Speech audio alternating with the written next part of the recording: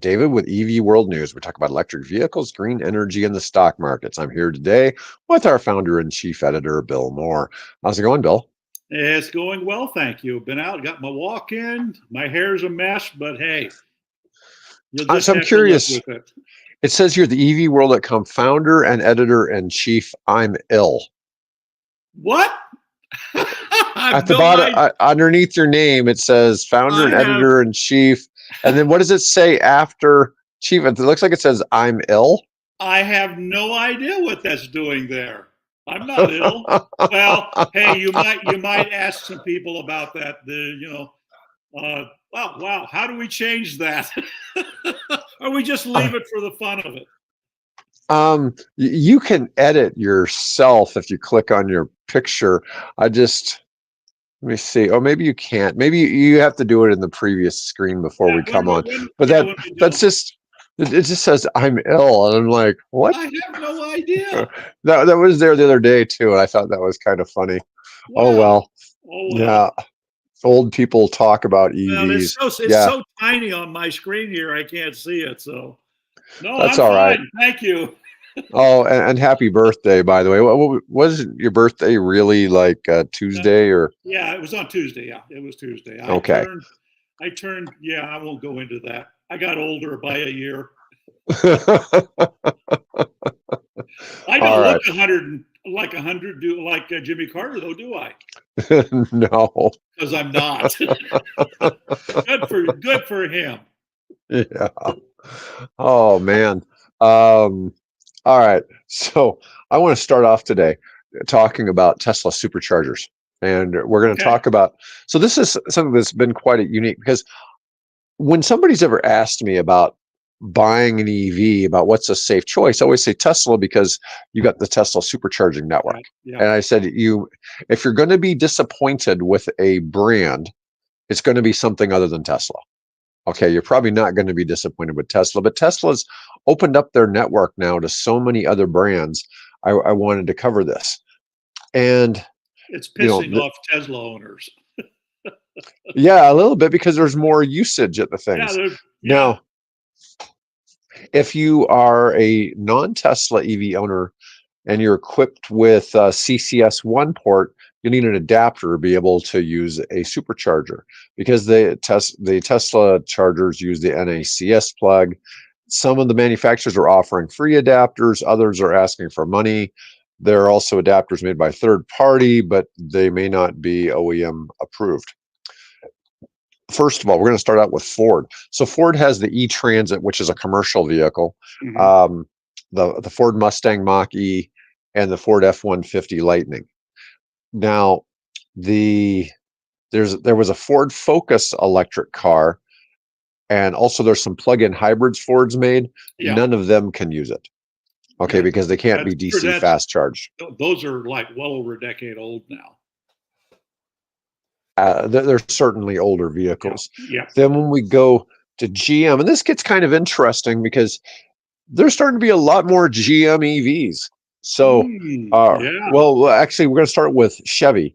There's the Bolt EV, the Bolt EUV, the Equinox, the Blazer, the Silverado, but not the work truck if owned by fleet customers. I'm sure it's coming. There's something called the Chevy Bright Drop. Can't use the Tesla supercharger. I don't even know what that is. Well, that's their panel van. Is that the panel van? Okay. Yeah. So it only includes retail-oriented vehicles, not commercial vehicles. Yeah. The Chevy Spark EV and the Chevy Volt cannot be recharged at Tesla superchargers. The Volt was older tech. Then we got from GMC. We've got the Sierra EV and the Hummer EV, pickup and SUV. And then when we move on to Cadillac, there's 4 Cadillacs. Yeah. Okay. We've got the Lyriq, the Optiq, the Escalade IQ, and the Celestiq. Yeah. The last one, custom, or how they would say in Britain, what's that word that they use? Oh, God, bespoke. Yeah, bespoke. That's a bespoke car. I think it'll set you back 250,000, something like that. Yeah, that Escalade IQ, I think starts in the high above 150, I think. Probably. So, yeah, it's certainly up there. Here are some upcoming non-Tesla EVs able to use the network starting. Okay, so Kia, starting in January of 2025, be able to do the Niro, the EV6, and the EV9. Here's a brand I'm not familiar with called the Afeela, Afeela, and that's Honda, isn't it? Yes, Sony and Honda combined. Yeah, right. Yeah. Yep. Let me see. BMW, Mini, and Rolls-Royce EVs sold in the United States and starting in 2025 will come with an NACS port from the factory next year. No official word on when an adapter will become available for the CCS1 equipped vehicles. 2000 Genesis 2024. The Genesis is getting access later this year. And like Hyundai and Kia, upcoming Genesis EVs will be fitted with an NACS port right from the factory. So that's a good deal. Honda EVs that are already on sale in the US feature the CCS1, and the company said customers will gain access to the supercharger network next year with the help of an adapter. Honda's upcoming EVs will have an NACS port from the factory. So that's kind of nice. We've got a few other brands here, though. Yeah. We've got, well, we mentioned Hyundai. Jaguar in 2025. Now, Jaguar is stopping production of all of its current models and focusing on the launch of its all-electric lineup, which will start rolling out in 2026. So they're doing some kind of pause. The British automaker says starting from a clean slate. Now, they've really just had, as far as I know, just the I-Pace electric crossover. Yeah. And it's been, it's kind of lukewarm. It's getting an adapter for use. The I-Pace had some troubles. That was kind of like the Chevy Bolt. It had issues. Let's see. Doesn't mean you might not get a great deal on one, though.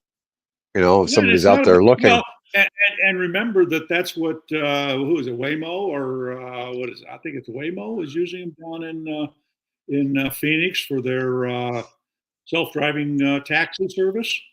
Oh, they're using Jaguars? Yeah, they're using the Jaguars. Oh, wow. Okay. Lexus owners will gain access in 2025. Current owners will get an adapter. New models will be fitted with an NACS port. Lucid, let's see. The Gravity SUV is going to come out with one from the factory with the port and adapters for the Lucid Air owners, and then they'll start including them in 2025. Mazda doesn't sell an EV anymore in the United States after the demise of the MX-30. That was the demise. I mean, the demise was when they first made it. I mean, it was. It was a bust. At all. No, but it will launch a new battery-powered car here in 2025 that will get the NACS port.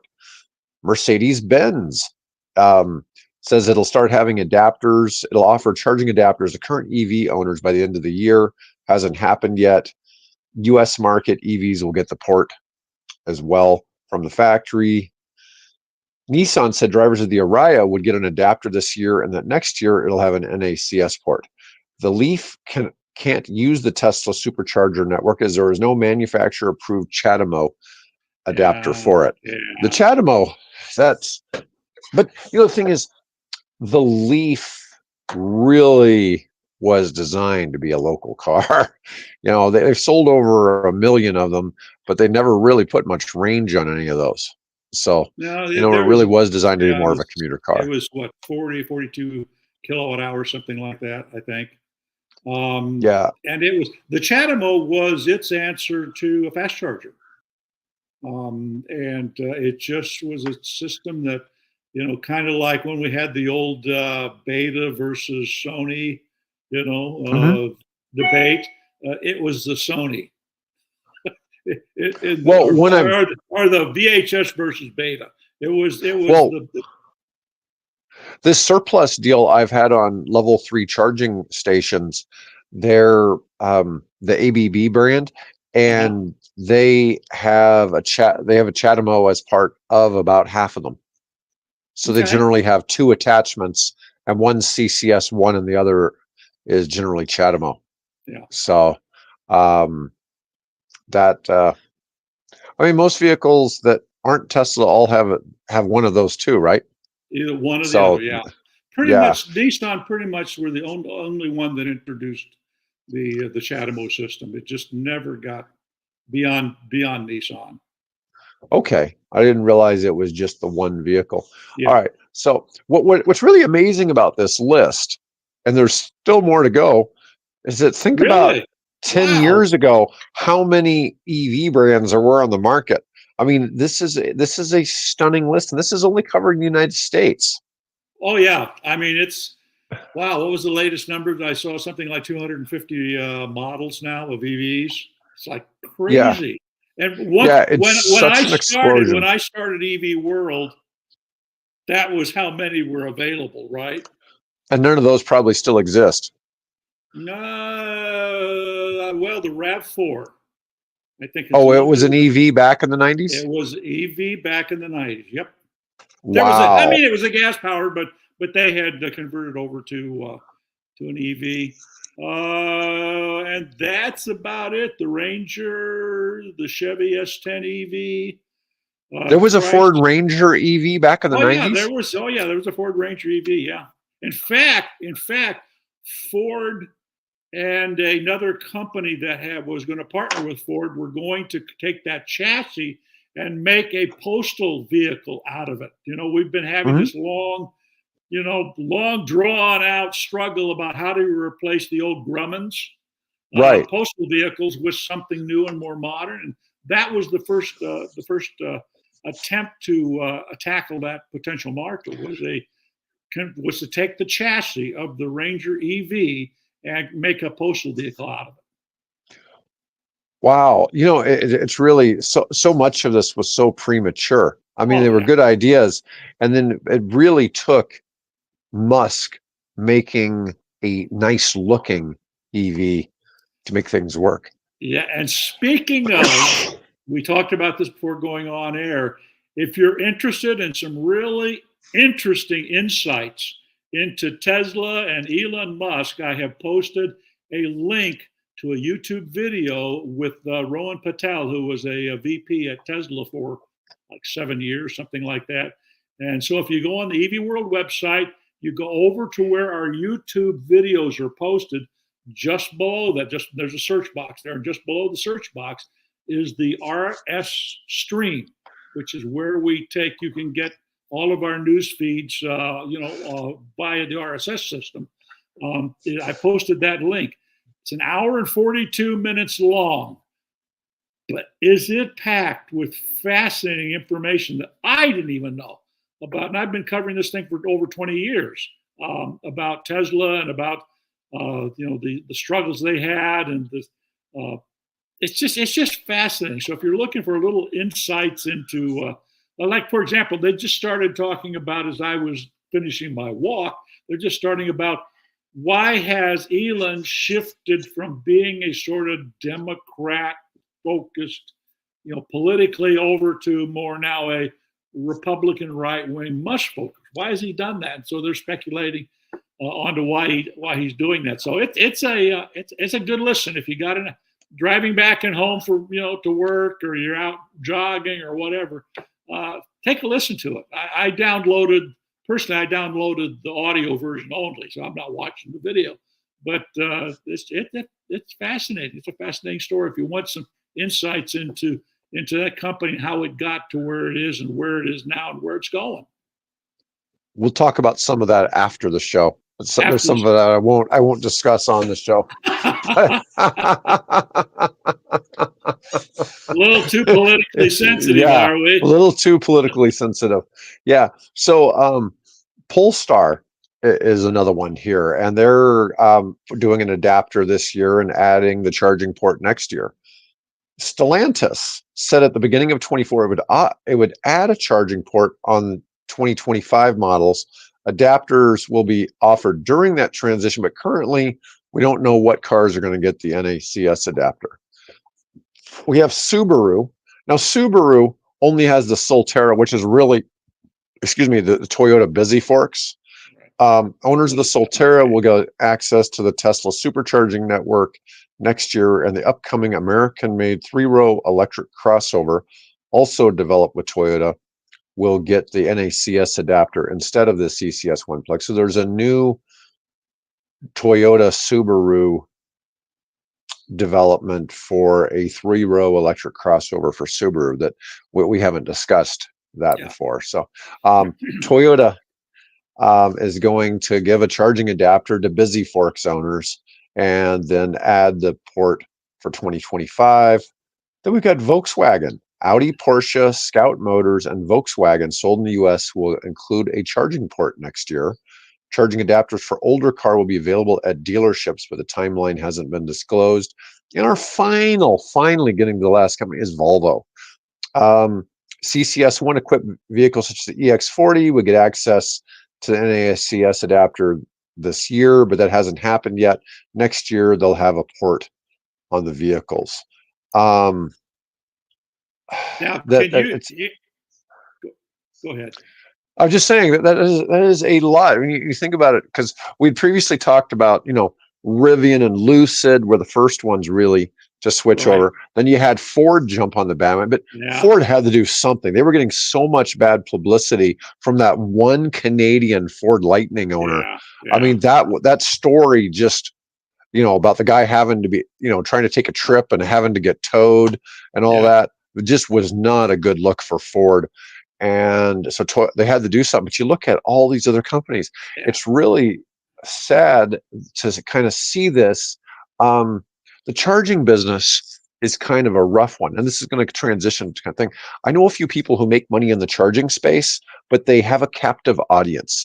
And the restaurant business, it doesn't matter how good your food is. The number one key to success in the restaurant industry is access to a starving crowd. If there's enough hungry people around, you will be successful in the restaurant industry. Okay. Location. Right. And so one of the things that in the EV space, most of your cars have eaten dinner before they go out. Okay. It's because people charge at home. So they don't need to go out and feed the car while they're out for the most part. Right. But in certain situations, so I know some people who've put level 2 charging stations in apartment complexes. Okay, they've worked out deals with apartment complexes to put in their own charging stations. They have a captive audience. Okay, so they're making some money on those, and they're doing okay with those. I've seen some other situations where it basically has to do with placing in multifamily and being a third-party vendor. Those plans seem to kind of work because the people want convenience, and it's a better setup for them. But I had a listener forward this article about a company called Enel X, Enel X Way, North America.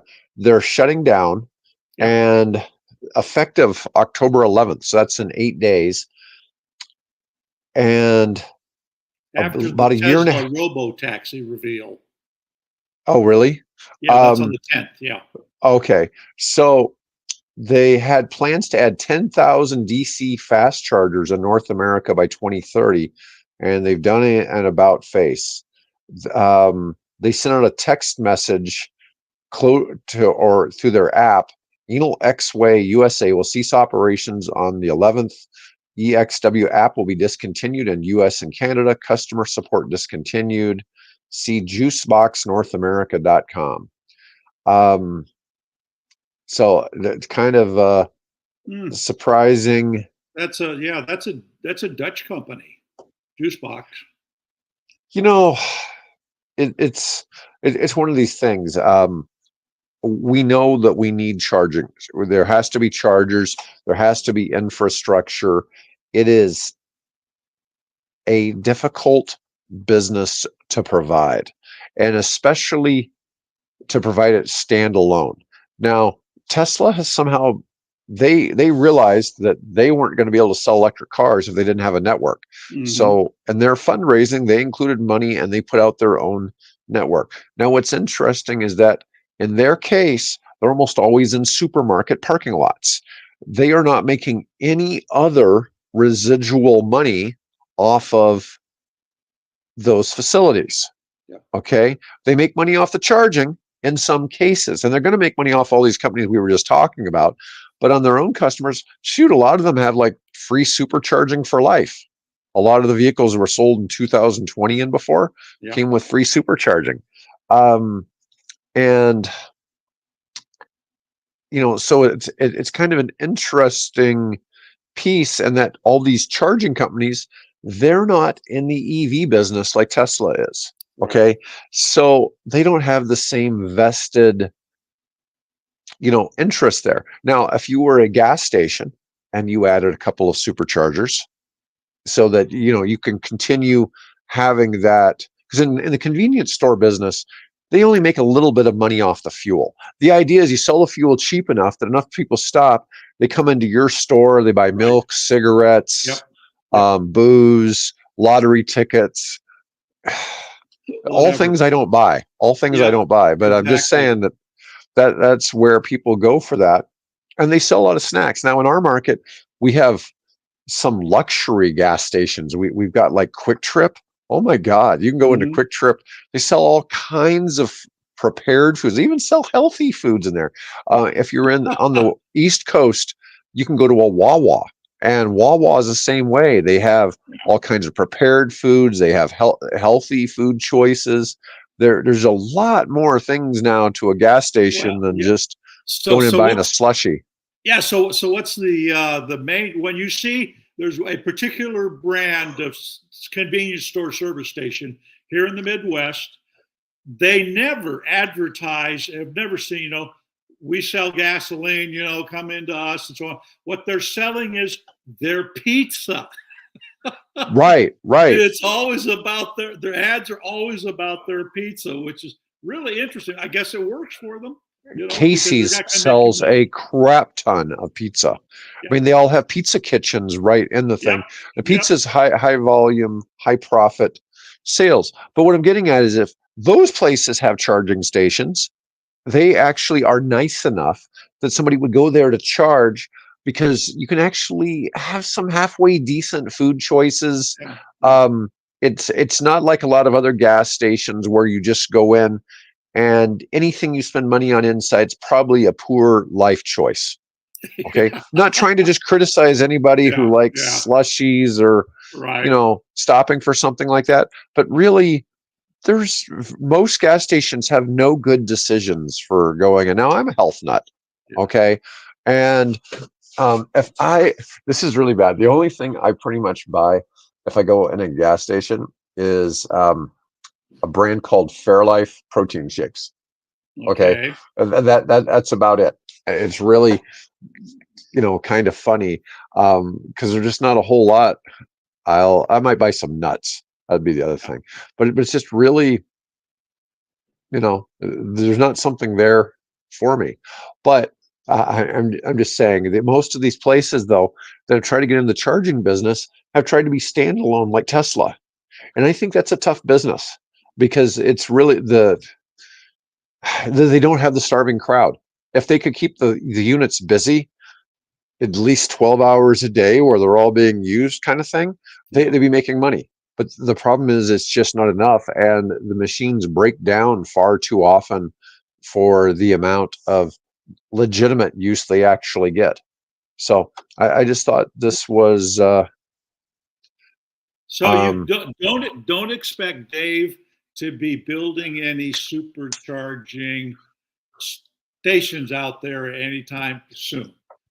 Yeah, but I do have superchargers for sale. You do have superchargers. I do have superchargers for sale. Right. Yeah, I've got a 75% discount on superchargers that are brand new from a company called ABB that somebody didn't take delivery of.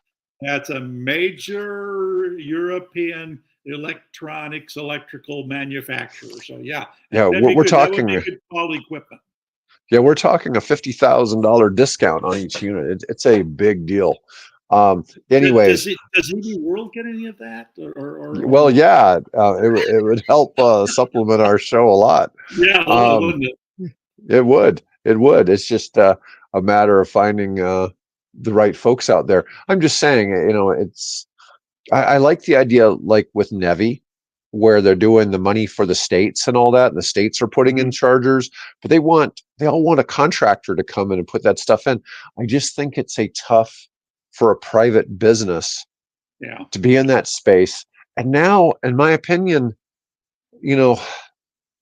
Tesla is sort of the Sauron of the charging industry. That's one charger to rule them all. Yeah.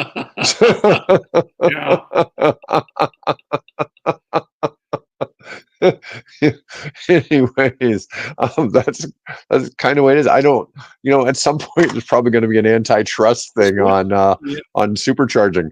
Yeah, which is interesting. I mean, you're talking about the convenience store. I posted an article yesterday on the website. This lady down, I think she's in Oklahoma or somewhere, and it was the article was, it's an opinion piece run in the Kansas City Star. And she is talking about, well, we have a really convenient solution to people fretting about making trips, long distance trips. And what's her solution? Convenience store chargers.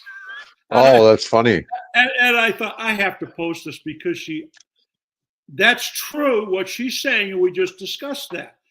But it's not like it's a new idea because it's being done, right? People are doing it. You got the BPs and you got the who is it? Somebody. Shell's gone big in it. Well, yeah, Shell, but I'm thinking of Starbucks, right?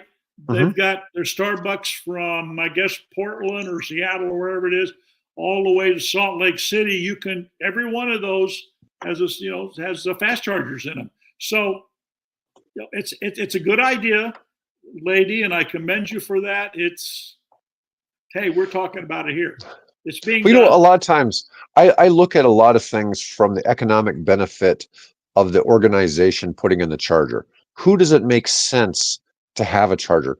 Paneras make a lot of sense to have a charger. Yeah.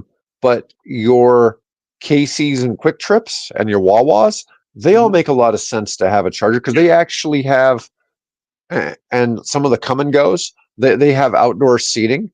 And they're just different things where you can have a decent experience that's not just going into a greasy gas station or something like that. Right. I'm just saying that there's a different level of experience because those places are operated and they're very clean. I mean, if you look at some of the truck stops in the United States, some of them are incredible. I mean, you go in them and they're very clean. They're huge operations. Yeah. Huge operation, just the sheer number of vehicles and customers they're serving at a given time, but they'll have multiple restaurants besides all kinds of shopping, the showers. Some of them have a gym for the truck drivers, things like that. I'm just saying there's a lot of places where you can have destinations for people who are charging. I don't think now Tesla has all of theirs in strip malls. Anytime I've ever stopped to charge, I've usually gone either into the grocery store and picked up some things, or I've gone to one of the restaurants and eaten that's there. Right. And the charging's always, if you eat, the car's always done before you're done eating. So it's pretty much a non-issue on wasting time. I'm just saying that you've got to have that kind of experience though with the charger. And the problem is, if I own a gas station and I have people coming and charging, then I have them as a captive coming in and spending other money in my place while they're taking up that charging lane, right? Yeah. Whereas these other folks, like this Enel, they don't have that captive extra money coming in for providing that service. Because the gas station itself, like I said, when you own a gas station, depending on your contract with the oil company, you may just make a 3-cent per gallon pass through. And that may be all that location is getting is a 3-cent per gallon pass through for selling that gas. The thing is, you want as many customers coming as possible through that, coming into your store and spending money. Coins rolling. Yeah, exactly. Yeah. So it's different. I think a lot of people think they're killing it at the gas station. I'm not saying that Exxon and companies like that aren't killing it selling fuel, but there's a whole lot of levels. You have these jobbers and other people in the chain making money, and the gas station itself isn't generally making a ton on that. You have exceptions like in the what you call it, like the truck stops. They're buying their own fuel. They may even have their own refineries and distribution networks and all that. Yeah, I'm just saying, when you get big enough, you've got different economies of scale, and they're making more. But I'm just saying, your basic ones don't make crap ton of. Anyways, let's go ahead and move on, and let's talk about Volvo trucks. Now, we haven't had a discussion on big trucks in a while, and this is considered to be sort of a breakthrough according to Volvo Trucking. Right. And one thing, the Volvo trucks and Volvo cars are not the same company anymore. No. So anyways, here's a Volvo EV truck. And the breakthrough here is that they have taken and increased, they basically doubled the range of the truck. The previous model had a range of, I think it was about 180 miles, something like that. 300. Now they're at 360. Yeah, now they're at 360. So they're making progress. Remember, we've had this discussion. Remember, some time back we talked about there's a segment of the distribution market that is long haul. That's those big semis that go racing here past us on Interstate 80, and they're going from a distributor on the West Coast to a operation on the East Coast or in Chicago or somewhere. So those guys are doing 1,500 miles, 2,000, 3,000 miles. Obviously, they want a truck that'll take them without having to make multiple stops. But the majority of the distribution that is done in this country, at least, is within basically the short to medium haul market. So there's a truck that, there's for example, Pepsi distributor over here what are they doing? They just load up with their Pepsi product or whatever they're distributing in addition to that. And they're running out and, their guys are offloading at, supermarkets and things of that nature. So they don't, they'll do 100, 200 miles in a day. Something like the Volvo truck is perfect for them. And there are others like that, bread delivery services, although they don't tend to do semis. They try to do larger panel vans and things. Right. But they're all basically within a 200-mile radius. And we've got trucks now that will do that. And that's an important segment of the market. So, it's not a breakthrough in the sense that, they've got trucks that'll now do 1,000 miles or something, but it is an important step forward for a segment of the market. Well, one of the things here is people generally think of just the long haul trucking, and there's so much of it of people who just are doing same day. They're back home at the end of the day, and that's such a big part of it. Another thing that's nice about that is those trucks are going to be taking the 800-volt chargers. So as there's more of these 800-volt chargers available for long haul trucks, there's going to be a whole lot more 800-volt chargers available for consumer vehicles as well. And that 800-volt charging network, folks, is kind of the big breakthrough. People talk about, they take too long to charge or whatever, that the 800-volt chargers on a car add 40 miles per minute of charging. Yeah. Now, is that going to pull on the grid? Yes. Is there going to be needs? That's going to be like a 10-year plus rollout on 800-volt chargers? Most likely. Yeah. Okay. It's not going to happen overnight, but everything about the EV industry keeps getting better and better and better. It is an immature market, and it's going to take a long time before the whole industry matures. And when it does mature, people are going to be like looking back and saying, what was so bad about EVs again? Yeah, exactly.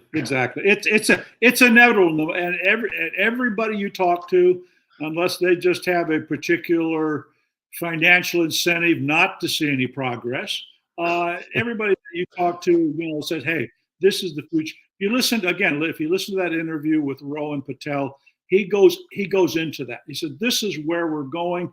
And if America doesn't wake up to that fact, he says the Chinese are going to eat our lunch. The legacy car makers, they might as well, kiss their patooties goodbye, because the Chinese have a plan that they rolled out in like 2015, a 10-year plan. And they're not only on plan, they're ahead of the plan. And the plan is ambitious, it's farsighted, and we need to be paying attention. So it is the future.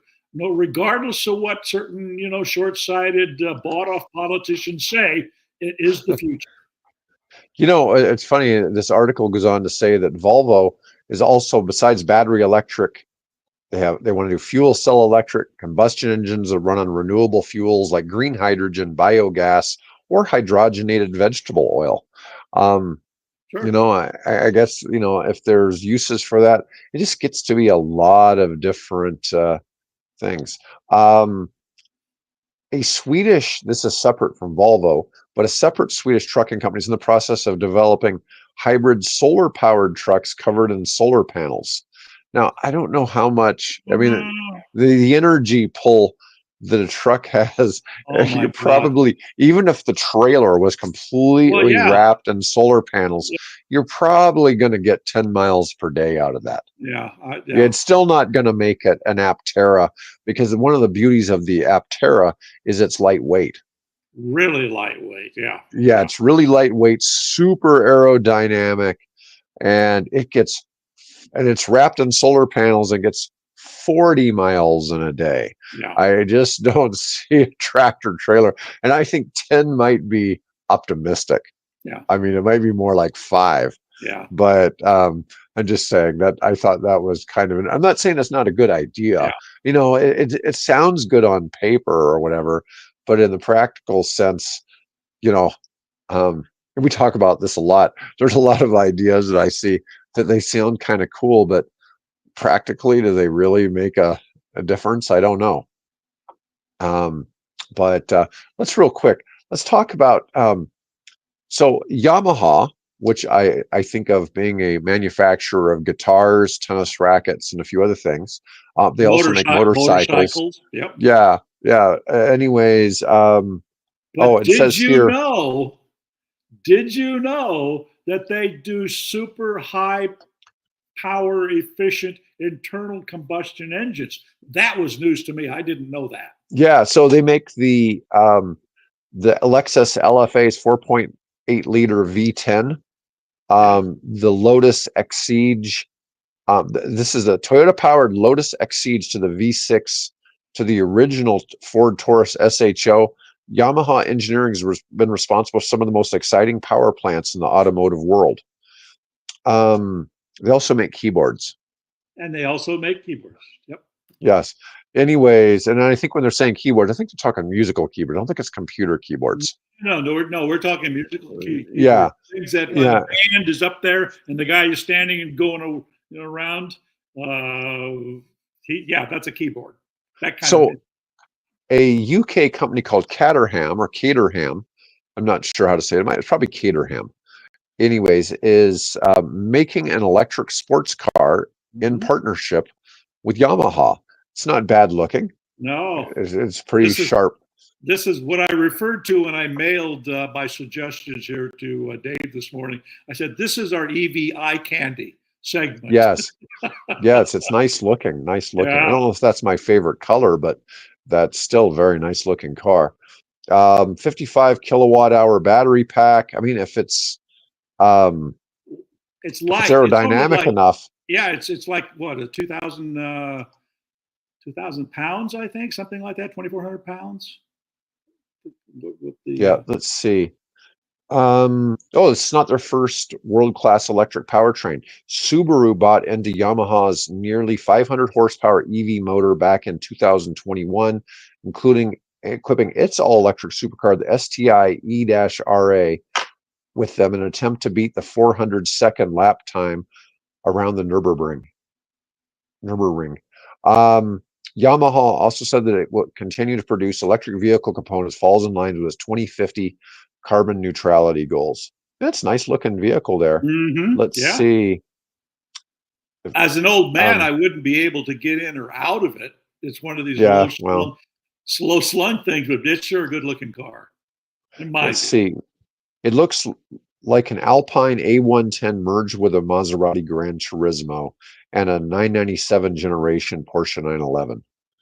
Well, and it's going to have an estimated price of about $103,000, which certainly isn't the most outrageous price I've heard in the EV industry in a while. $100,000+ cars are seeming to be the norm now.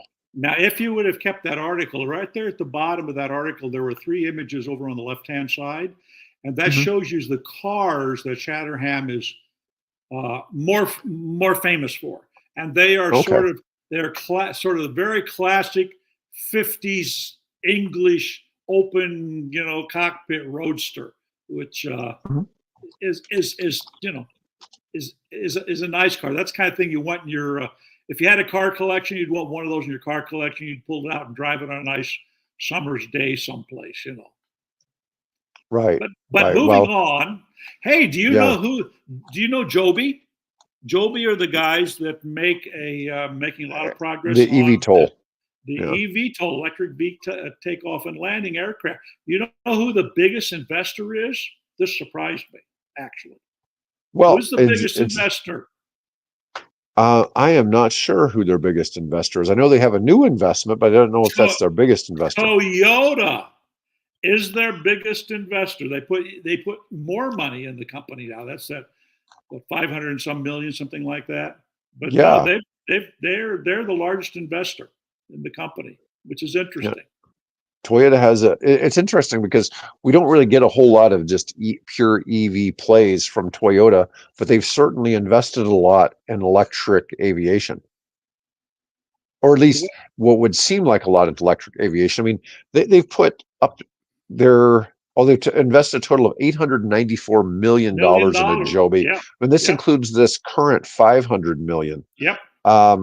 But when we think about them putting $13 billion into a battery plant in the Carolinas, this isn't that big compared to that, right? No, but still, it's a big deal to know that they're doing this. Yeah, here's what I'm wondering. Honda, among the many products that Honda is famous for, not just their cars, not just their little mopeds, that was extremely popular, jet aircraft. Right. I've seen that. They have a corporate, really attractive, kind of funny with the engines are mounted on top of the wings kind of a thing. It's a little different. But that's, and of course, then when they do their advertising, they show the conventional line of consumer cars, then they'll show their, race cars, and then they'll show their jet. Is this what Toyota is, trying to also create kind of a similar niche for them? By the way, Stellantis is also heavily invested in VTOL aircraft. In Archer, yeah. In Archer, yeah. So that's kind of again, it surprised me when I saw, they're the biggest investor in Joby. Huh? Interesting. Yeah, so they're tied to the funding is the expectations the companies will form a manufacturing alliance for the first phase of air taxi commercialization, similar to what's already going on with Stellantis and Archer. Yep. So the knowledge and support shared by Toyota have been instrumental in Joby's success, and we look forward to deepening our relationship as we deliver on our shared vision for the future of air travel, according to Jobin Bevert, who is the founder and CEO of Joby. Now, interestingly, he probably goes by Joby. It's probably his name because his first name is Jobin. Yeah, that's what I was. When you mentioned that, that's where that comes from. His nickname Joby. Is Joby. Yeah, I'm sure. Yeah. Like Joby, Toyota is committed to electrifying transportations with models like the Prius. About 1 in 4 of the 2.6 million cars and trucks that sold in 2023 were full battery electric, hybrid, or plug-in hybrid with a fuel cell. Now, there's no question that Toyota is a leader in hybrid cars. Yeah. they've been that for a while. Did you know that they are no longer going to have the Toyota Prime hybrid? They're just dropping the word Prime. Isn't that it? Dropping the word Prime. Yeah, it's going to still be a plug-in hybrid. Speaking of which, this is one of the things that Rowan talks about, how much he dislikes plug-in hybrids. They'll find that an interesting why he feels that way, and why the incentives that are made, he thinks it's just the wrong direction for us to go. So anyway. Well, I kind of get it, because your plug-in hybrids have a 30, 40 mile range. Most people, they aren't going to use more than that. So they have this wasted gas powertrain in the vehicle. Yeah. For most of them, it's really not necessary. And it's probably holding people back on the transition. But for a lot of people, it's like that comfort blanket. It's that transition step they have to make first. Yeah. And, so that's decent. All right, let's move on to the scooter scandal. The scooter scandal. The scooter non-scandal, it turns out. Yeah. So electric scooter giant Gogoro, yeah. Okay, cleared of fraud charges after investigation. Now this is kind of because this is a Taiwanese scooter maker that does swap out batteries. Yeah. So they're the leaders in this field. Yep. And let's see here. So Horace Luke is the founder and CEO who resigned amid accusations of subsidy fraud by the company in its domestic market of Taiwan. So it turned out this was thrown out. There was insufficient evidence. One single component in those scooters, and they're claiming it was a supply chain mistake, was produced outside of Taiwan. And so it was considered to be fraud to be getting the government subsidies. Yeah. Now, and of course, I think in Mr. Luke's case, probably not that caused the resignation. It appears that the company has, while it's been very successful in manufacturing scooters, the whole idea of setting up these battery swap stations is extremely expensive. And they just have, their financial performance has not kept pace with the growth of putting these stations out there. But interestingly, their technology is being used by some other scooter manufacturers as well. So you can or you can take a battery out of your Yamaha, for example, whatever it is. I'm not sure they're using it, but there are some companies that are. You can take that battery out and replace it with the Joby scooter, and the bike will run fine. So it's a pretty smart thing, but they haven't reached sufficient mass yet to be able to make the numbers work. Just like we were talking about earlier about the company that is getting out of the charging business. Now, this is kind of amazing. They have over 1 million swappable batteries in circulations, hundreds of millions of battery swaps since operations began. Several 100,000 batteries are swapped daily throughout its large network of users. Its black and green battery packs are distributed around thousands of battery swap stations, each of which takes up less than one parking space, can service dozens of scooters nearly simultaneously. The largest swap stations can service hundreds of electric scooters. Real interesting. So I guess you're never charging your scooter with this. You're just always swapping the battery. That's kind of that's the Neo plan too in the cars, but that's. Oh, and I saw there's the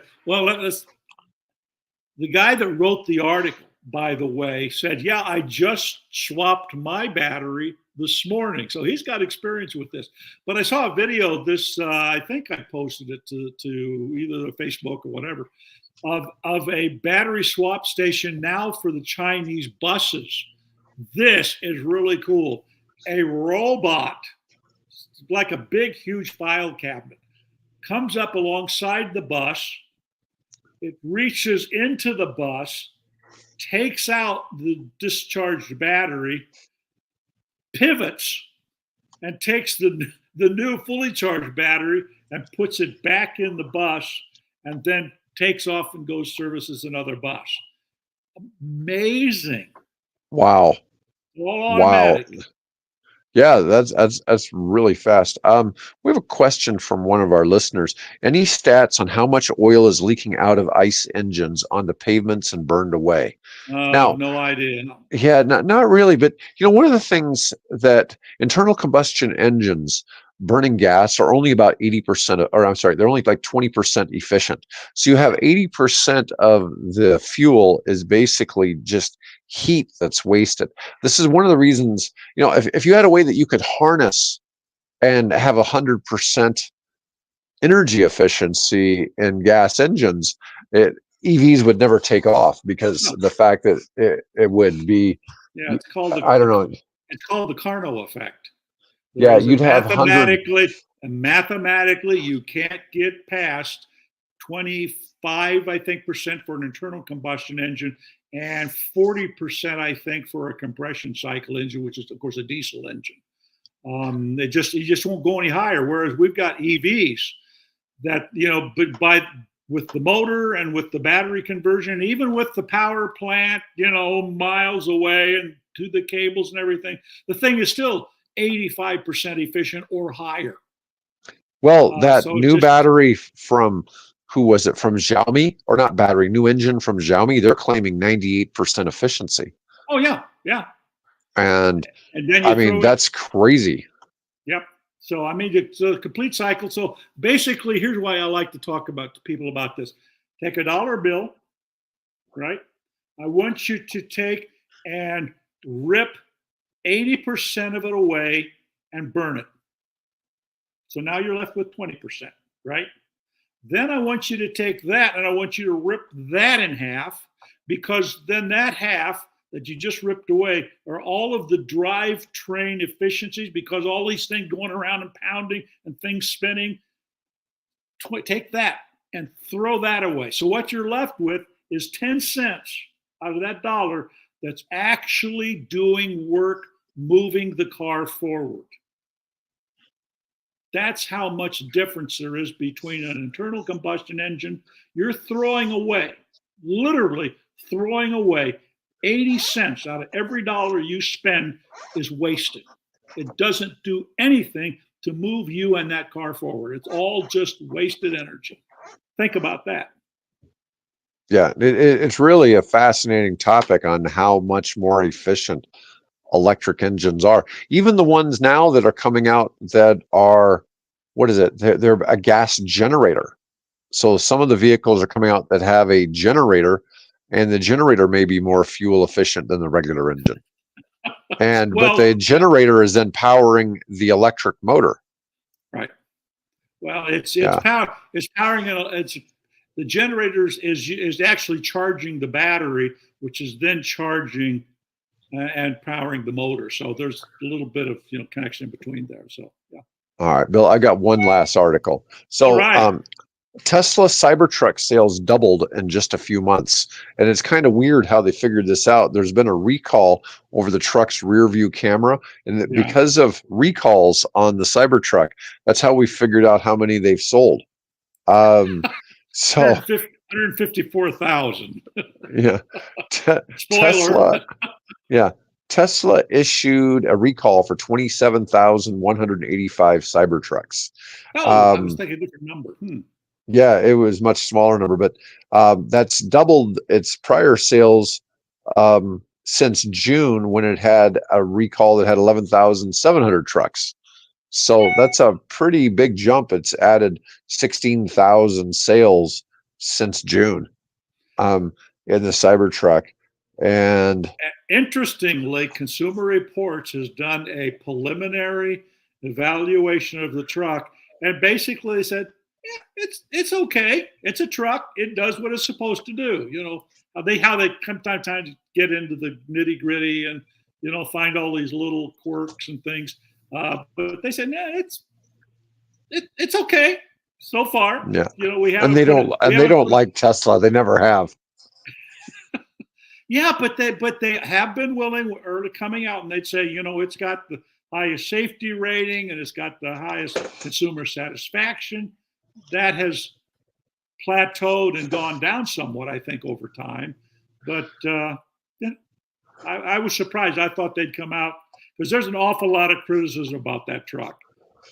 And I would think they would have, but no, they didn't. It was fairly unbiased. You hear all these people saying that Tesla's wasting time on the Cybertruck and all this other stuff. And a lot of things that they seem to do seem to be around hype. But, excuse me,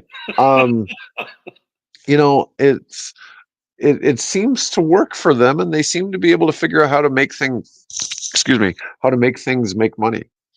Yeah, well, of course, they came out with their latest financial, third quarter finances. Yeah. And this always confuses me, when you see it.